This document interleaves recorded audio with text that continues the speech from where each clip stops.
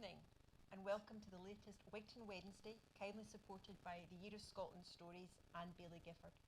My name's Karen Campbell, I'm a writer and it's my great pleasure to be chairing Clare Hunter this evening.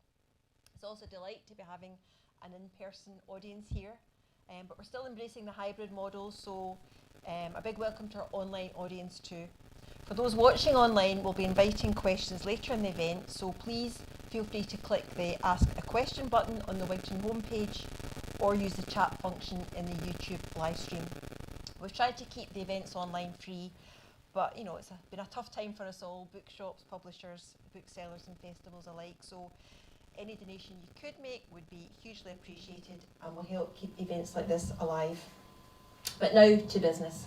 I'm delighted to get the chance to talk about this unique book that we're here to hear about tonight, Embroidering Her Truth, Mary Queen of Scots and the Language of Power, and to be introducing its author. Many authors take unusual paths to writing, and Clare Hunter is no exception.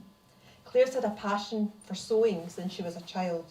She's been a banner maker, a community textile artist and textile curator for over 20 years, and established the community enterprise Needleworks in Glasgow. She's also a Burgess and Guild sister of the City of Glasgow.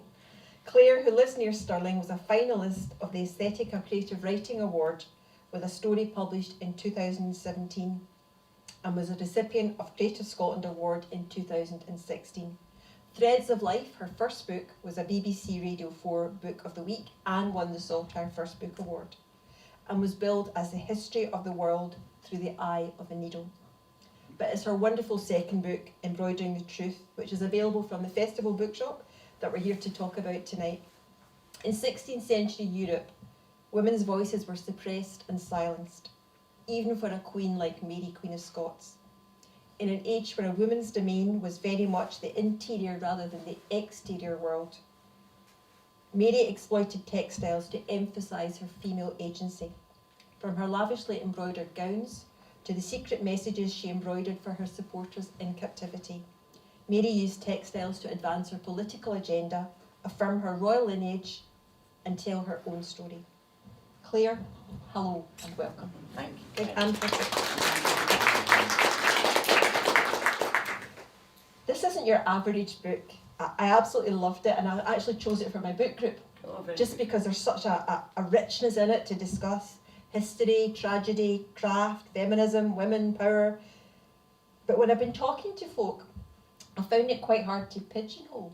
How would you describe this book? Is it a memoir? Is it? Well, of course, I think it is hard to pigeonhole because it's partly a kind of material biography of Mary, so it does follow her life chronologically, but it's also a kind of researched exploration of textiles of the 16th century, and threaded in amongst it is, of course, my own personal memoir, because, well, there's two reasons for that. One is that I wanted to try and explore again the connection that there might be between Mary's experience of textiles in her age and my experience of textiles now. But also, it has to be said that in the story of Mary there aren't many laughs. And I felt that a book that was just so densely tragic would be a hard read, and so I wanted to bring in little moments of maybe lighter relief, and I could do you a little. Well, yeah, I mean, I'm interested in where your fascination for Mary came from, and also how the book came about. So maybe a reading would be a good way then of telling us. Yes, I mean, Mary. The book came about because in Threads of Life, my first book, I had Mary was the central figure in the chapter on power. And I did, quite a lot of research as part of that. But actually, I was so fascinated by the amount of archival material that existed that I'd never known about. I knew the basics of her life, of course, but I didn't know how much the textiles of her age impacted on how she presented herself and how the elite women of their time presented themselves and connected to each other.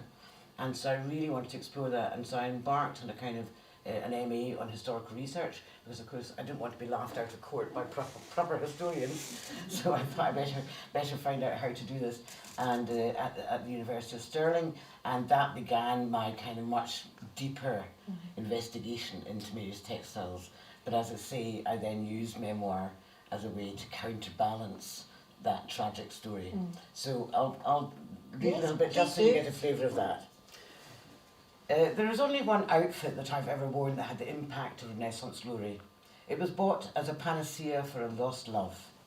In the months of my first true romance, I spent the prerequisite hours locking eyes with my beloved over cooling cups of coffee, writing necessary reams of bad poetry and suffering, as is usual for first loves, the pain of its end. Shortly after our breakup, I was invited to an event that I knew he would be attending. Pride dictated that there had to be triumph, a love overcome, an ex-love regretful of his decision, and if possible, a garnering of attention from potential new loves eager to fill his shoes. It called for spectacular glamour, the gloss of a new me. As luck would have it, I had just received an instalment of my student grant, and I took it, all of it, to Fraser's in Glasgow, then the most exclusive department store in the city. I scoured its rails, searching out the perfect redress to abandonment. What I found was a body-hugging midi dress made in the softest of velvets. It was patterned in swirls of the deepest pinks and ruby reds, against a background of deep forest green, and was graced with a hood lined in glowing crimson satin which framed my face and fell graciously to my shoulders. Its pièce de résistance was a row of tiny velvet-covered buttons that fastened at the front. They were caught in braided loops, arranged to leave just a slither of visible flesh from neck to navel. To complete the outfit, I added teetering high heels and red crocodile leather and sheer burgundy stockings. I went to the event and made my entrance. The dress achieved all I could have hoped for it. It gathered around me a cluster of admirers, leaving my first love, my lost love, standing marooned on the edge, witness to my sartorial triumph. And I have to say that in its honour, I have worn the rims. That is a lovely way into this book, because one thing that really struck me when I read it was, you know, for a very public queen, and we all have an impression of Mary Queen of Scots, I came away with feeling I'd really spent time with her personally and seen her as a woman as opposed to a public persona.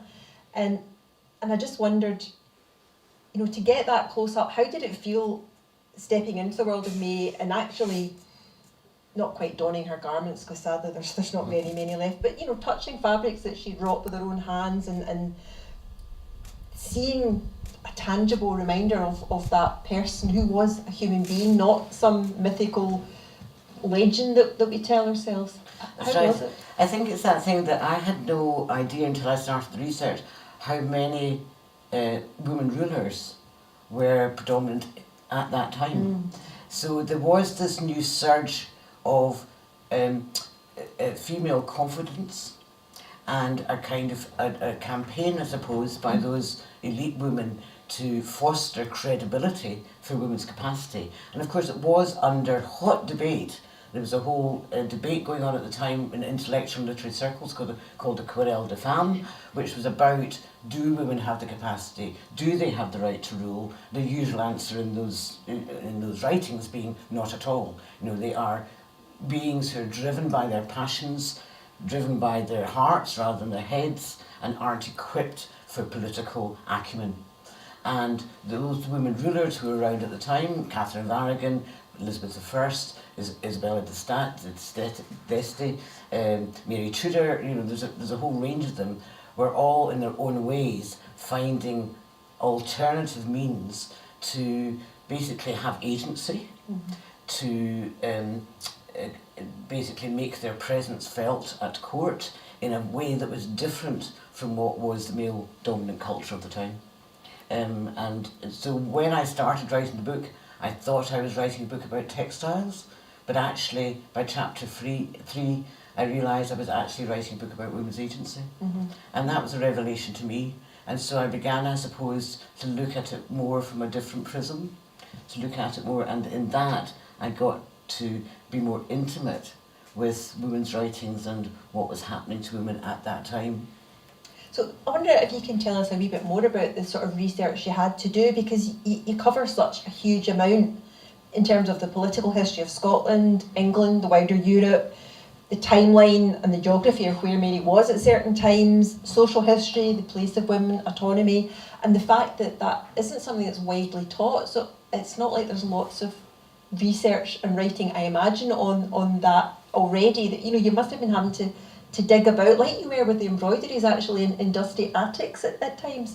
That's right. Well, I mean, there are some absolutely fantastic academic papers on the things that I was interested in.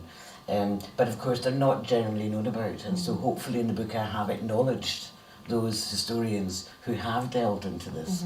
Research was difficult. We were in lockdown. I was writing a book based on historical research when the archives and the records were shut, the records offices were shut.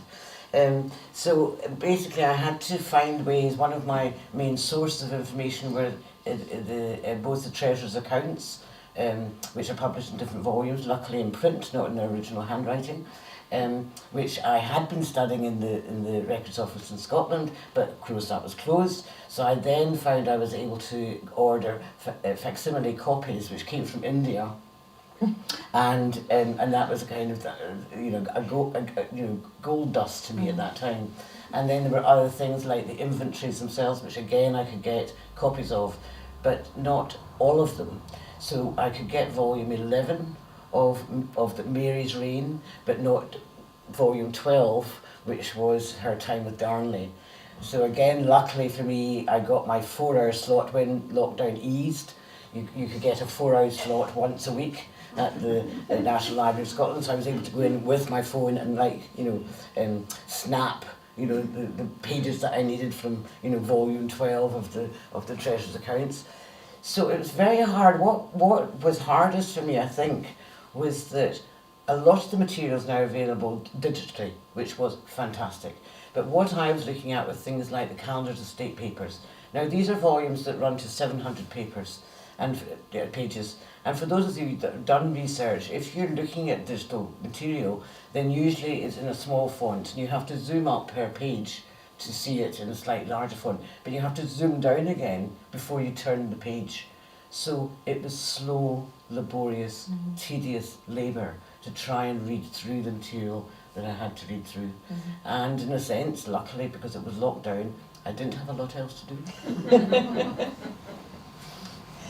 The Renaissance itself, it was a time, it seems to me, it was like an explosion of colour and light and enlightenment and views changing, and you talk about women in power and that sort of thing, but it was also, I think there was a real preoccupation with outward show, wasn't there? Absolutely. I'll read you, I'll read you maybe a couple of short pieces, one just about the Renaissance and one just about textiles. Yeah. And so in terms of the Renaissance, I talk about it's really setting the scene.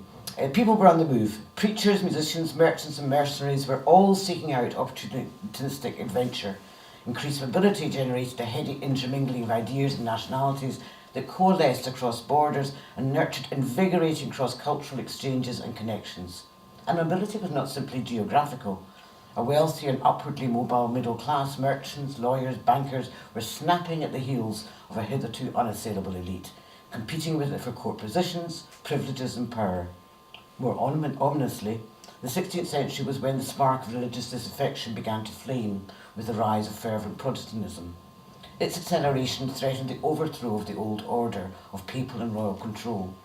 Traditional social boundaries were in danger of becoming blurred, settled hierarchies unmoored. The social and cultural shifts engendered by the Renaissance heralded a heightened preoccupation with appearance, the outward show. They led to a more considered and expansive display of self, along with a deeper sensitivity to and a greater awareness of otherness. The objects the elite and those aspiring to it possessed, the environment they inhabited, the people they surrounded themselves with, and the clothes they wore became declarations of not just who they were, but who they wanted to be and how they wished to be regarded.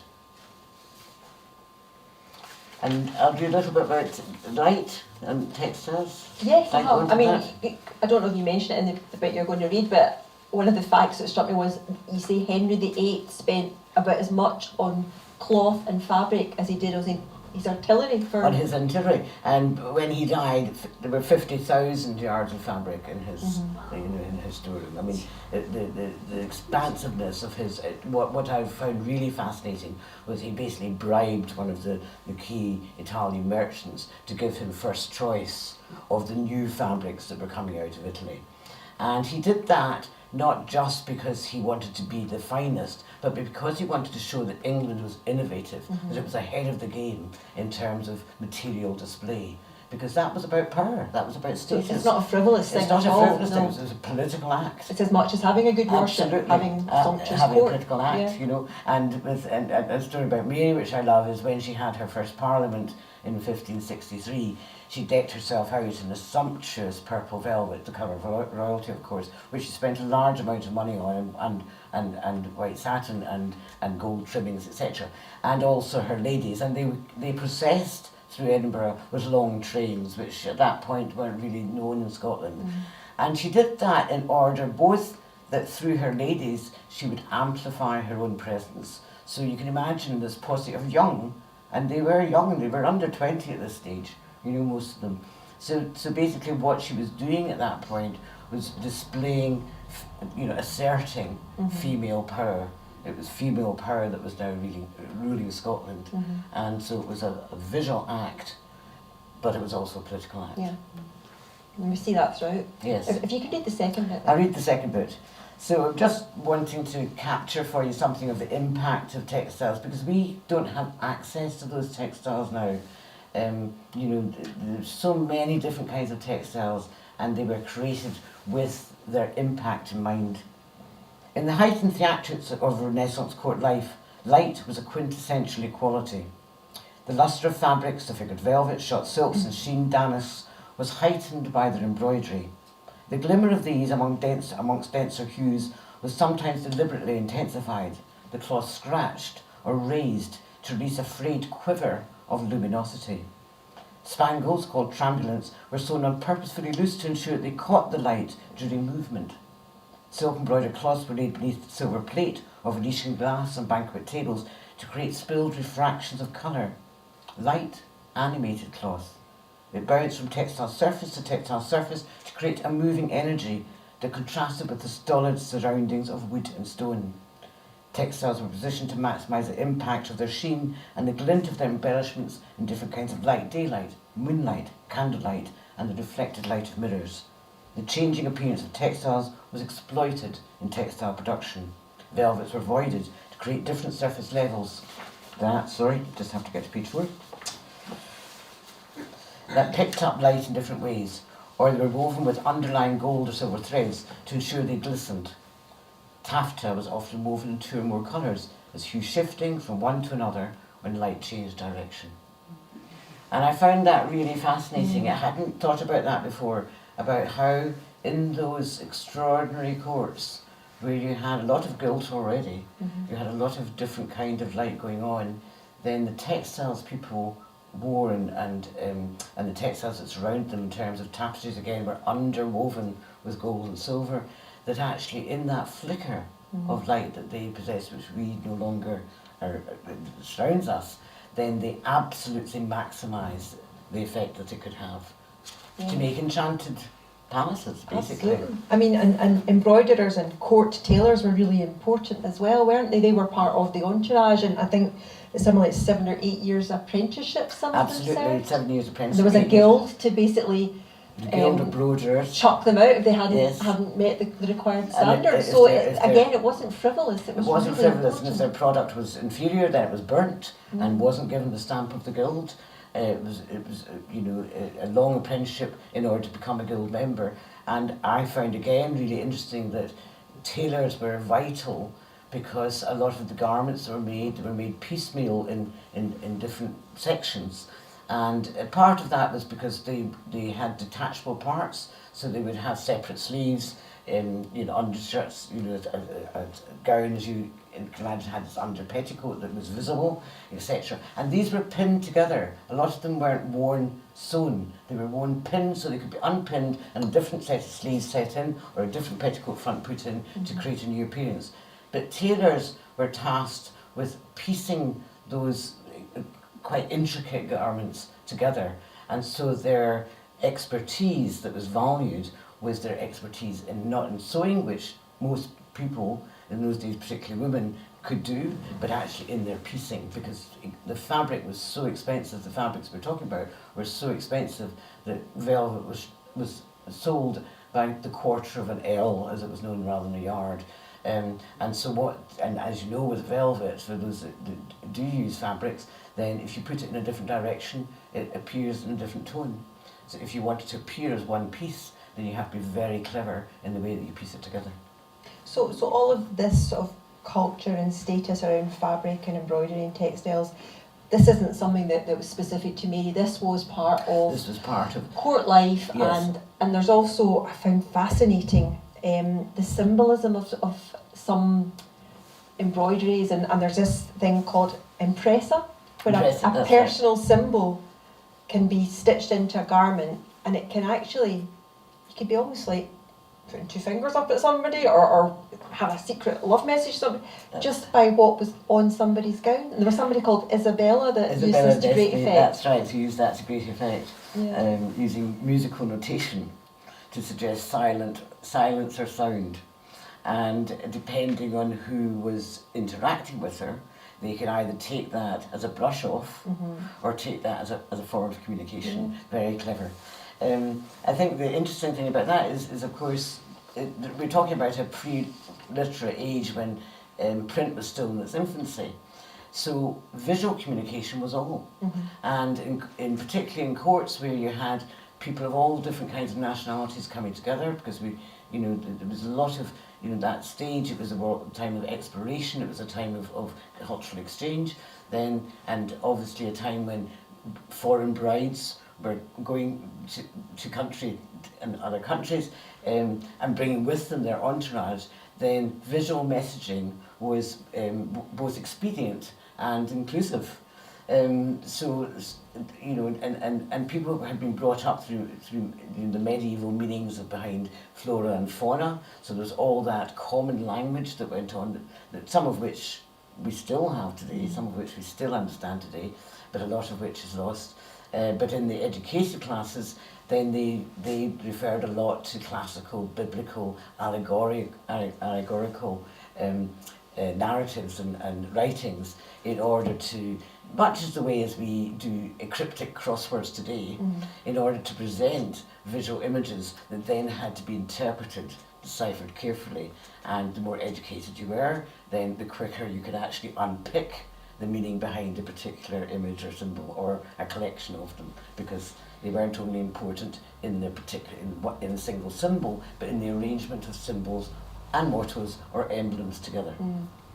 So Mary and her entourage, as you mentioned, processing into Edinburgh, I imagine that, because Scotland was a pretty doom and gloom Calvinist place at that time, it must have felt like a ray of sunlight coming into the dark corners of Calvinist Scotland. Well, not for John Knox, sadly. No. He called that stinking, on that Parliament, his comment was that stinking pride of women that has never been seen in Scotland before. So he was completely dismissive of that display, as he saw it, of vanity, self-indulgence and excess. And yet if a man had marched in at the head of a victorious army that had killed loads of people, that would have probably been okay. Well, and James V... That was power. Yes, and James V, Mary's father, when he went off to woo Mary de Guise, to woo Madeline, his first wife, then, he spent an inordinate amount of money. He went out with 19,000 Scots pounds, which I haven't even translated into contemporary money, and he went on a massive spending spree and bought the most extraordinary, luxurious wall hangings and a room full of gold, cloth of gold, a collar that had 49,500 pearls on it. Just extraordinary extravagance. Again, political. He did it because he wanted to show Francois I, because Madeline was fragile, then he was reticent to let James V marry her, and he wanted to show that Scotland was a prosperous country, was a go-ahead country, and had the money and the taste to indulge in the finest of Renaissance material wealth. And it worked. He married Madeline. Sadly, she died just 2 months after she arrived in Scotland. She was fragile. Yeah. But his purpose was political, because we're talking about after Flodden, when Scotland was losing its place on the European stage, and a marriage into France would restore Scotland's political stance on the European stage. Yeah. Yes. But for his daughter to do something similar is deemed as part of the monstrous regiment taking Absolutely, over. exactly. Yeah. I I think Mary must have had to walk such a tightrope, a careful tightrope, as she navigated the politics of 16th century Scotland, because she does have to present, she's come from France, she's come back to this place she left when she was, what, 4? 5, and she has to, as a young woman, make her mark in the way that she knows best how to do, having been brought up in the French court, and again it's about this show and this presence, but at the same time, she's almost treated like a broodmare. Her purpose is to bear sons, isn't it? That's the woman's purpose. Yeah, the queen's purpose. yeah. But So you think of Mary coming back at 18. She was an orphan. She was widowed. She came back to Scotland with no kin in Scotland. She had some half brothers and sisters, but she had none of her own family. She had nobody of her own status. There were no other princesses. There wasn't a queen regent. There wasn't anybody who had shared her experience at all. And she came back to what was, at that point in Scotland, a very masculine culture at the Scottish court, because it had been, through James IV and James V, in the hands of men, when the women around them, Mary de Guise, etc., were more decorative addition than political activists. And while women might be showcased for diplomatic reasons, then, as you say, they were there really to breed heirs. And Mary came back with, I feel, a different sensibility. She'd already been widowed, she'd lost France, and she came back very well educated in France, and she came back with a new idea of, as I say earlier about those women rulers, an idea of fostering a respect for women's capacity. But she met distrust. She was a Catholic. She'd been shaped by what many saw as a dissolute French court, what her pro-English nobles saw as a court that was predatory on Scotland and was trying to control Scotland. And so she came back with a lot of marks against her, so to speak, and to try and prove her worth must have been a massive task. Absolutely. And yet she isn't belligerent. She's quite a conciliatory queen. She is a Catholic, but yes. She allows John Knox to stay, whereas I'd have stuck him in a dungeon, I think. She allows Protestants to practice their faith. Scotland doesn't go to war, I don't think, in her reign at all. Her reign, yes. So again, there's this, soft power, hard power. It doesn't mean she's weak necessarily. She's using the skills, her gender, and what she knows to try and further the good of Scotland. And you talked before about the sort of show that her father did, but Mary does something similar, doesn't she, at her baby son's christening? Yes. She absolutely goes to town, and to me she's trying to present Scotland as a Renaissance capital that people should be impressed by. Absolutely. In a sense, when James, who became James VI of Scotland and first of England, when he was born, then Mary gained purchase. Because actually now she had delivered the heir to the Stuart line, and she had delivered the next King of Scotland. And so she had a small respite in antagonism, so to speak, and distrust, where she was able to capitalise on that small purchase that she'd gained. And so what she then did was, because obviously for the baptism, and it was possible that Elizabeth I was going to attend that, she was the godmother, the chosen godmother, and in the end she didn't attend, but it was going to be an event of international gathering of the powers of Europe. And so Mary went to town on establishing in the courts the finest that she could. Not in a kind of excessive indulgent way. A lot of what she did was recycle things that were already in store, and recycle and put new trimmings onto that older bit of red velvet, and using what she had in already in store, things that she brought back from France but hadn't been used, as part of the set dressing of a new revitalised Scottish power, which is what she wanted to present. Absolutely. And there's a lovely bit too where you see her wit, and I just got a real sense of her as, this sort of imperious queen, but she's also like having a laugh, and she has some of her courtiers dress up as satyrs. That they're very much into the whole sort of tableaus and masks, fates and masks and things, but some of the courtiers are dressed as satyrs, and they go up to the English guests and flick their tails in their faces, just as a wee kind of, look at us, we're better than you. And well, and also because the English were reputed to have tails, which went back to the murder of Thomas Becket. Some thought went back to other kind of folklore, and so it was a mischievous but also insulting, and nearly led to a major fracas at the banquet. What I thought was very interesting was that actually one of Mary's valets de chambre, Bastien Paget, had been the mastermind behind those festivities, and in her will she left him one of those costumes, a costume of savage attire, because obviously you got that sense that between them this was a great piece of merriment that they had concocted. But also I think you were right in saying it's almost like, not quite her pinnacle, but that moment where she was there, she was being loved by her people, she delivered an air, the world was coming to Scotland and thinking, this is actually very nice, and you know, she... But what was very interesting kind of at that time is that also during that time, when she was, if you like, at the height of her possibility, she also spent a lot of time in tears. Yes. And she was now basically had realised that her marriage to Henry Darnley, which had been an unpopular marriage, he was 19 when she married him, he was young, he was vain, conceited, aggressive, a drunkard, all sorts of things.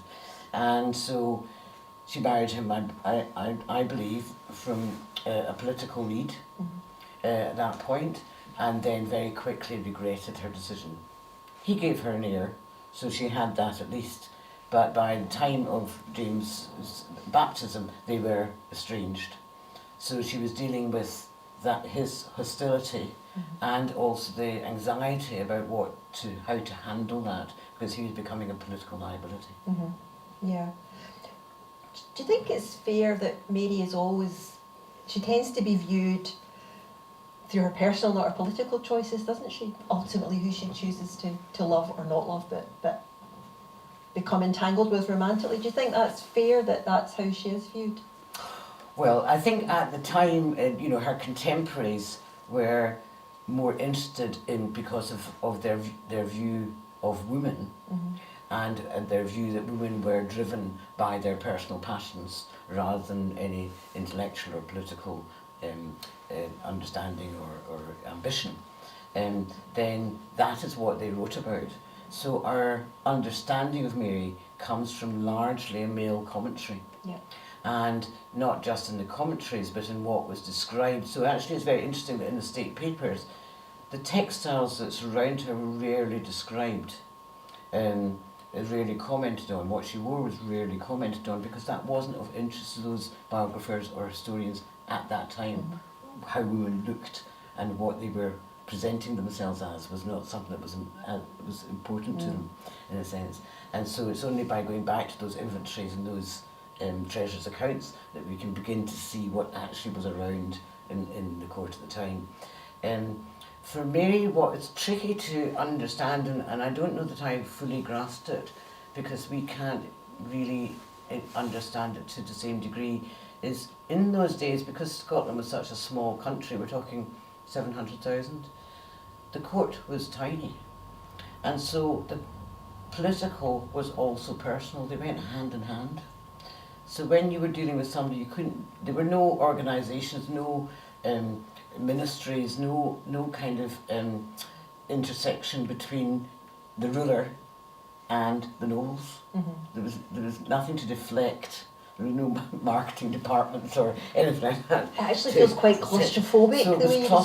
So it was claustrophobic, and so you were dealing with enmity from your half brother, who also in terms of family and the idea of kinship was really important to you, but in terms of politics was actually could be somebody who was a key adversary. And so how they managed to balance these two sides which were, which were combined. So in terms of her political life, again, it's mainly described through the actions of men. Yeah. And it's really her own politics that are described.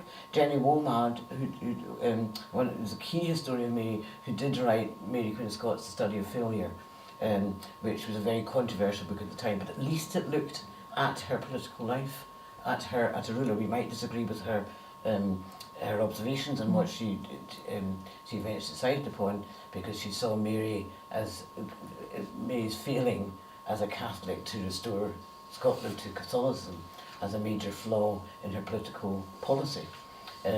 But at least she wrote about her as a political leader, and more needs to be written about that. Yeah.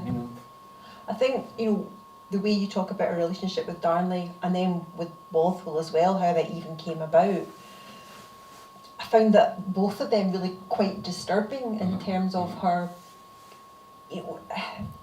this, I don't want to, you said there's not many laughs in Mary's story, I'm not getting into the plot away, but there's just this gradual diminishing of her all the way through in terms of her own womanhood, her selfhood, her obviously her purpose as a royal as well, but that sense of even her body isn't necessarily her own at some points, and that just was heartbreaking, actually. I think because you make her feel so real. And when you think about it, basically she was groomed to be a European ruler. That's what she was groomed for. And she came back to this Calvinistic Scotland with its severe aesthetic, where the finery that she had been used to using as a political tool in court terms was seen as fanciful and frivolous. And she was also then in a very confined country that many people saw as insular, remote and barbaric. Now that wasn't necessarily true of the court life, which actually had over both James IV, James V and then Mary become a much more sophisticated platform for Scottish culture. But it was, she came back to a place that actually, as you say, basically diminished her in the end. Much smaller pool in which the incestuousness of the atmosphere and the claustrophobia rather of the atmosphere must have been very difficult to deal with. And again, there's commentary about that she loved to meet people who had travelled, who had been elsewhere, because she had had access in the French court to a much freer range of cultural influences. But as a woman, again, she wasn't as able to travel out of Scotland, and so she was stuck there. And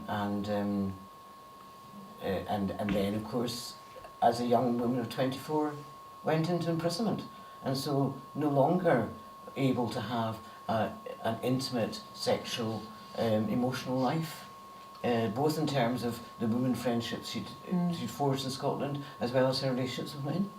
And this is the thing again that I don't know about you, but anywhere you go in Scotland, Mary Queen of Scots slept here, Mary Queen of Scots slept this, like, she's as ubiquitous as Rabbie Burns, and I'd never quite understood how the downfall happened, but again, I won't give too much away, but you show that really well, but it's just one small turn after another down the wrong path, and then with her connection with Bothwell and various battles that go wrong, and she regroups and she gets in a boat, and she's got this split second choice of either, it's the Solway actually she's on, so it's near to here, that she either thinks about heading back to France and home effectively for her, or taking her chances and going to England to her sister queen, her cousin Elizabeth, and there's been this lovely tentative dance between the two of them at this point. They haven't met, but they are kindreds, and they do have a status that they share, and not many other people do. And she decides to go to England, and in that moment her fate begins to get sealed in terms of what she thought was a free choice to go for succour becomes an imprisonment. And what is so poignant about that moment is she decides, and she says, against, in her own kind of dictated little bit of memoir that exists, that basically it was her choice, her friends advised against it, friends that were with her at the time. She got on that boat, and then after, whatever it was, 40 minutes, she asked the boatman to turn for France. And by that time the wind was against them. and they couldn't go on to France, and they had to go forward to England. Yeah. So she did change her mind, but Is this always tides for you? absolutely.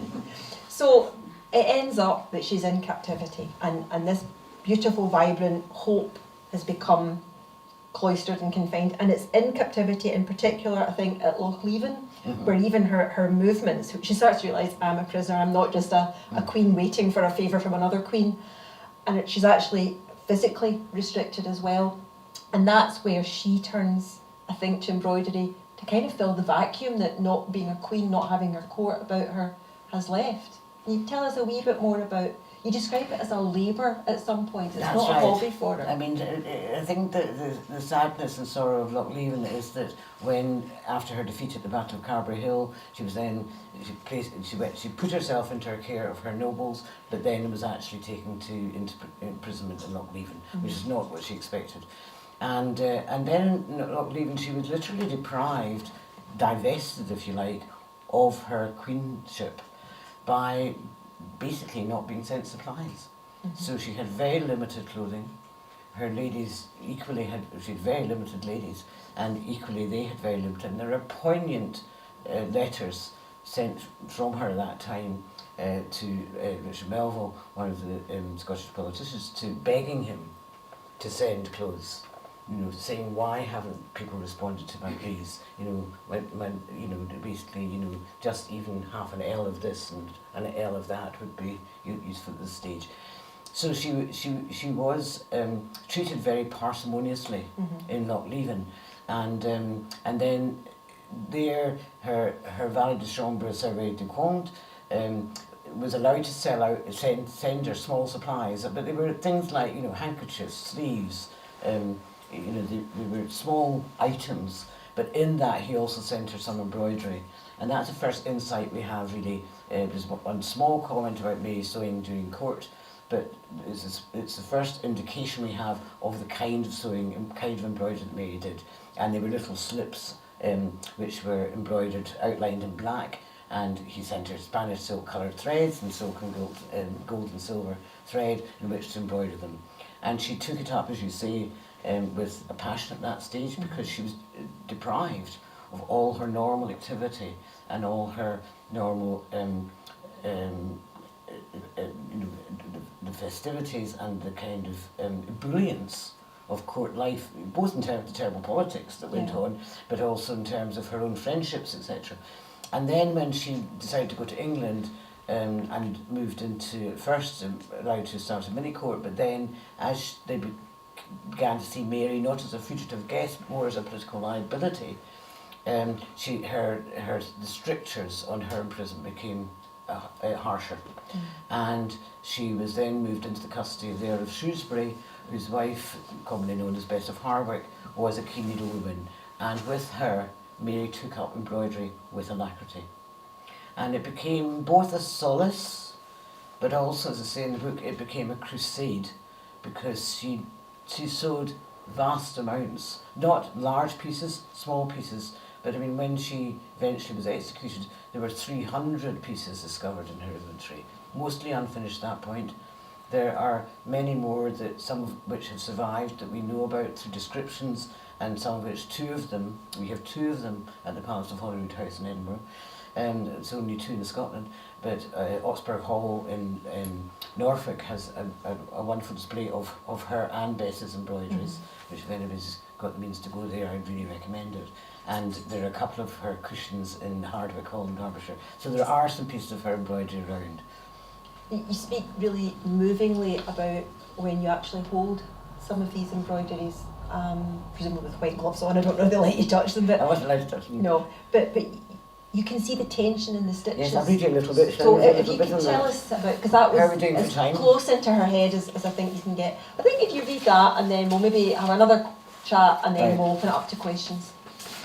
But her friendship with Bess as well, I mean, that developed through them sewing, doesn't it? Which was a solace to her. Absolutely. and I think, you know, Bess of Hardwick was a woman who didn't have the same status as Mary, although she was the second richest woman in Britain. But she was energetic, she was redoubtable, she was ambitious, and I think she was also mischievous. and so They had they had a spark. camaraderie Yeah. that after leaving must have been a relief, quite honestly. So I'm just talking about, I go to the Palace of Holyrood House, and its creators, Deborah Clark and Emma Thompson, bring out of its glass case one of Mary's embroideries, which is entitled A Cat. Right, I'll say. My attention, however, is not focused on the historical value of her needlework, but on its stitching, on Mary's tactile signature. I wanted to reveal more than just her skill with a needle and thread. I wanted to expose her temperament. In all my research on Mary Queen of Scots, this is the closest I've ever come to being in her presence. Lying in front of me is a rare remnant of the Scottish Queen, designed by her, wrought by her, purposed to serve as her voice. She made it for others to see, and she hoped we would understand her better through its viewing. But she could have had no idea that it would persist for nearly 5 centuries, to speak to us, to me now. Mary has coloured her cat with red-brown thread to better personify it as the red-haired Elizabeth.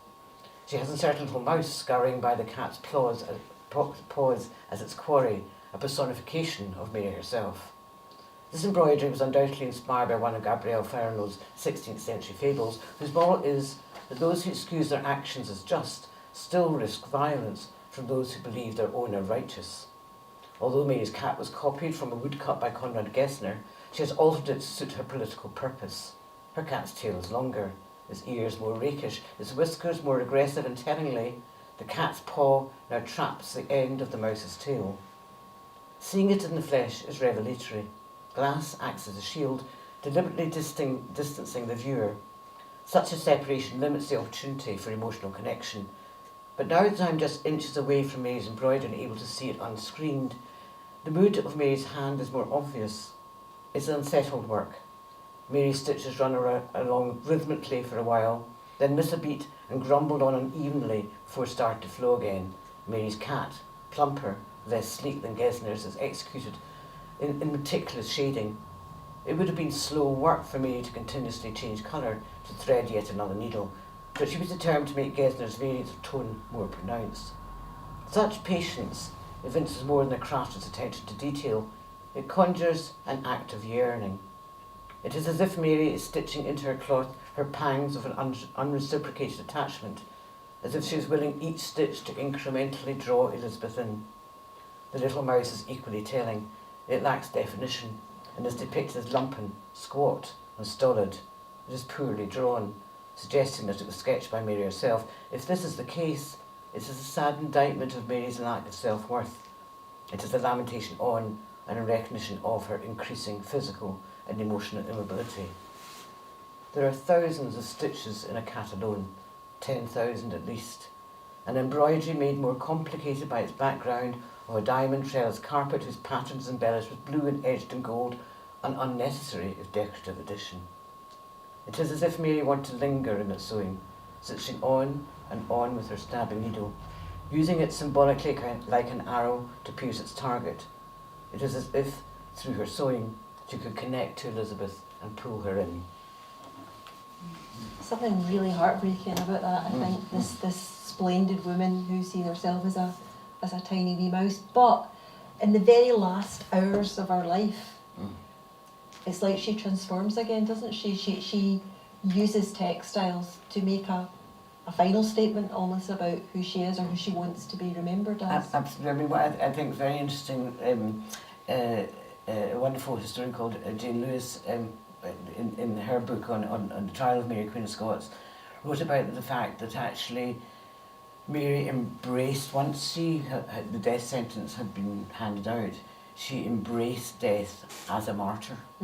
And she embraced it as a Catholic martyr, with the idea that actually through her pain she was basically connecting to Christ. And so it became an almost not quite euphoric, but it metamorphosized her from this victim into somebody who was now going to meet God in his glory, because she was giving up herself, in a sense, on his behalf. And when she came to her final execution, then she was dressed in her iconic black robe with the long white veil. But then when her days of waiting came to disrobe her of her outer garments for her actual execution, she then was wearing the red of martyrdom, the blood red colour of martyrdom. And it was Mary taking her place as a in the theatrics of the Renaissance, as a queen who knows how to stage herself on the world stage, who knows how to present herself on the world stage. And for her final moment, she then had that moment of, if you like, sartorial triumph and transcendence.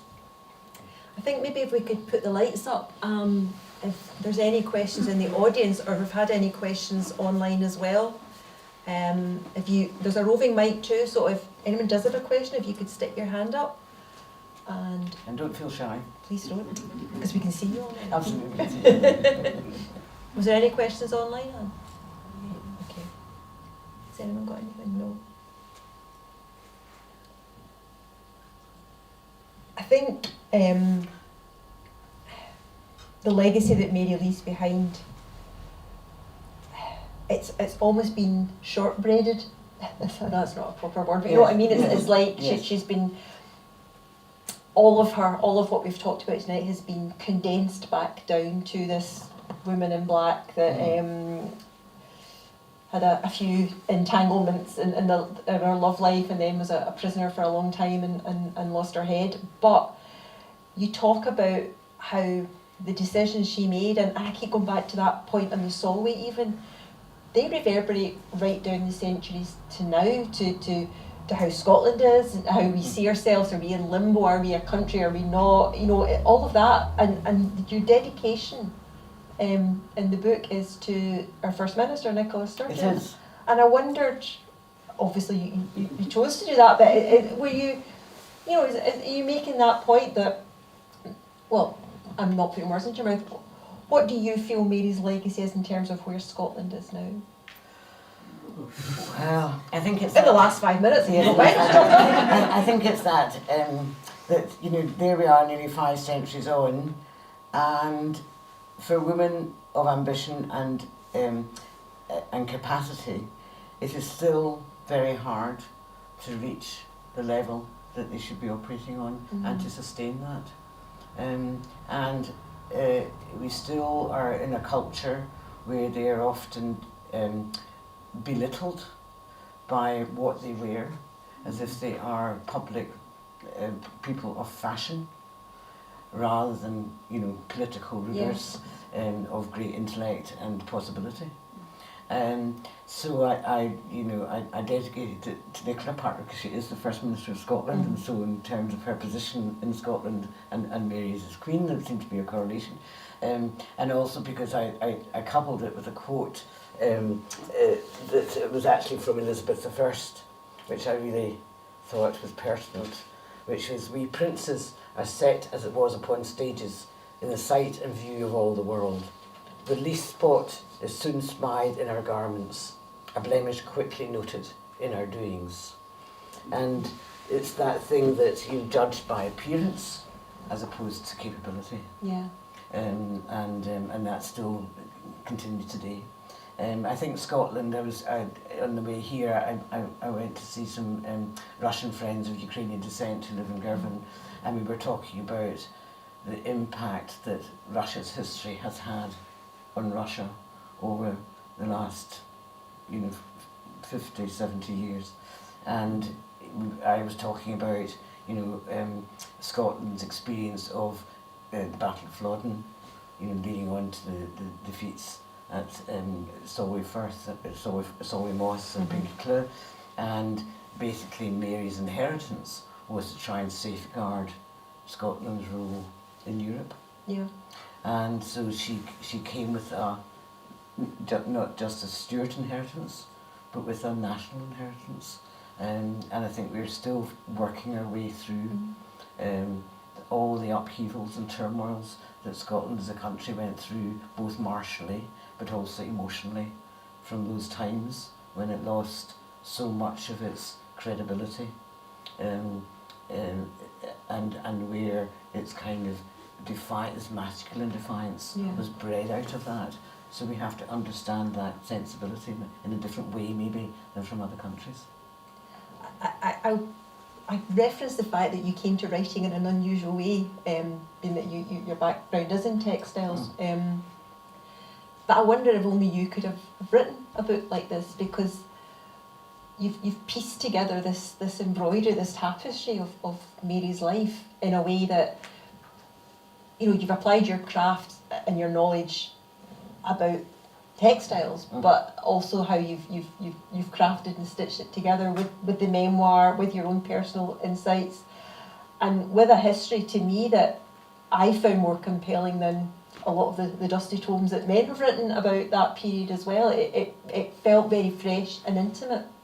Well, thank you. I mean, obviously that was the hope. I think it is that we all turn to the things that speak to us, and obviously for me, the sensory and tactile nature of textiles is an important aspect of how I express myself and how I experience life. And so it seemed to me not a huge jump to then recognise in Mary that same that same approach to textiles, that for her they were a currency of who she was and what she was trying to and her values and what she was trying to... And her legacy. And her legacy.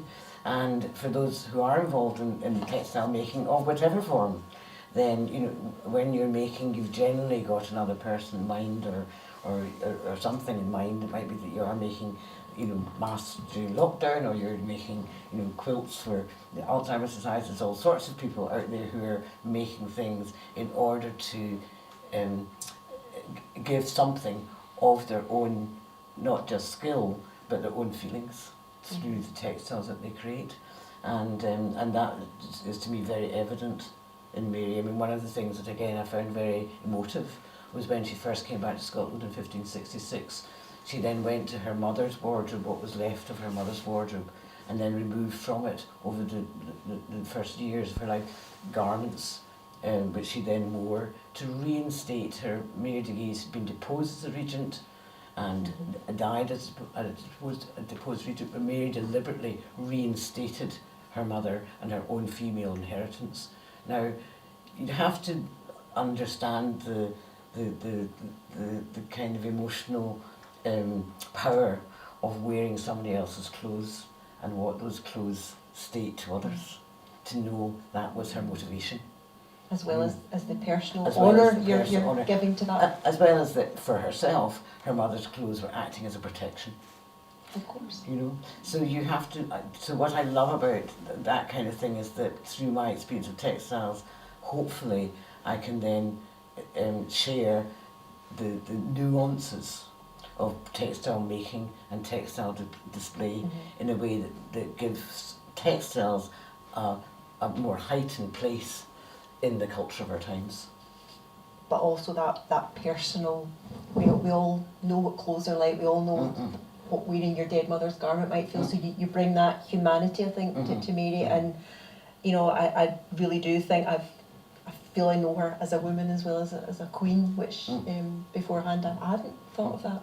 I'm afraid our hour is up, but do you have a question there? I know.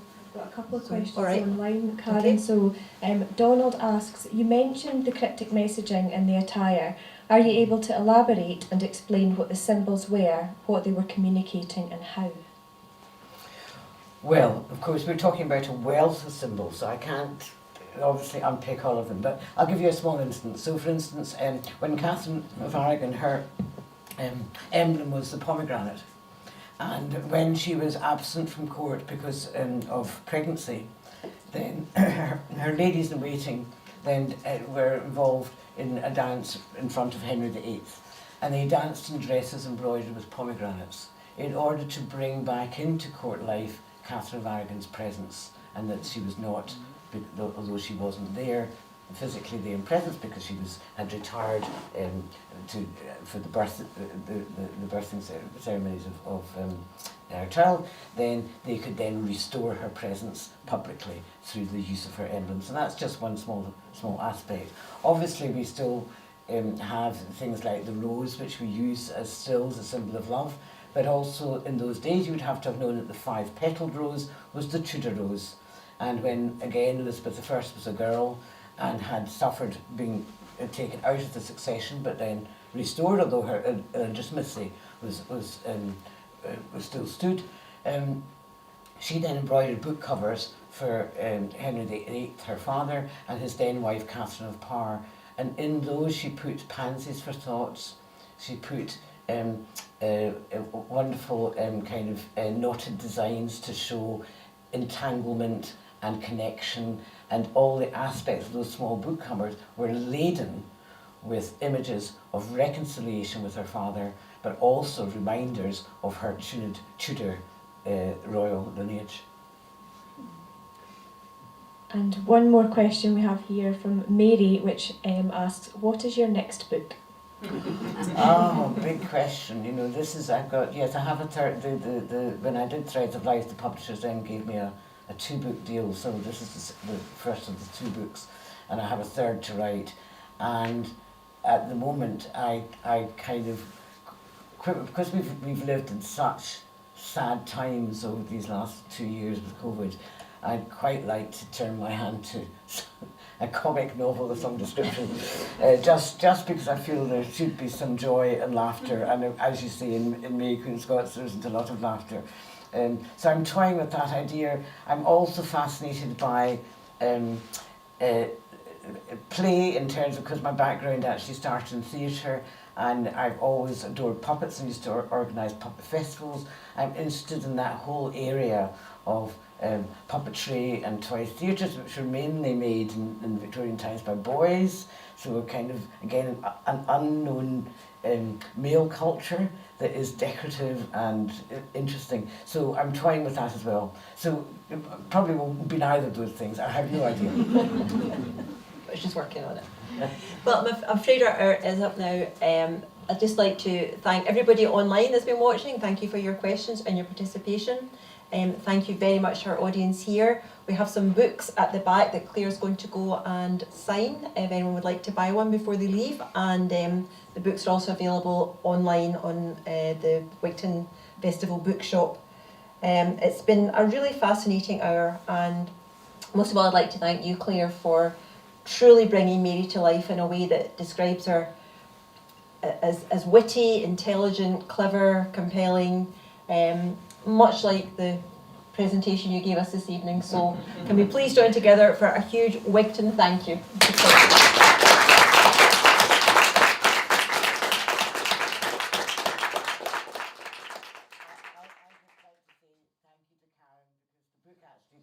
Tomorrow. So this is by way of a launch, and obviously it's very nerve-wracking to go out, you know, with your as yet, you know, unreviewed book to the wider world to see what they make of it. So it's been a very positive experience. So thank you for that. It will make my next experiences hopefully much less nerve-wracking.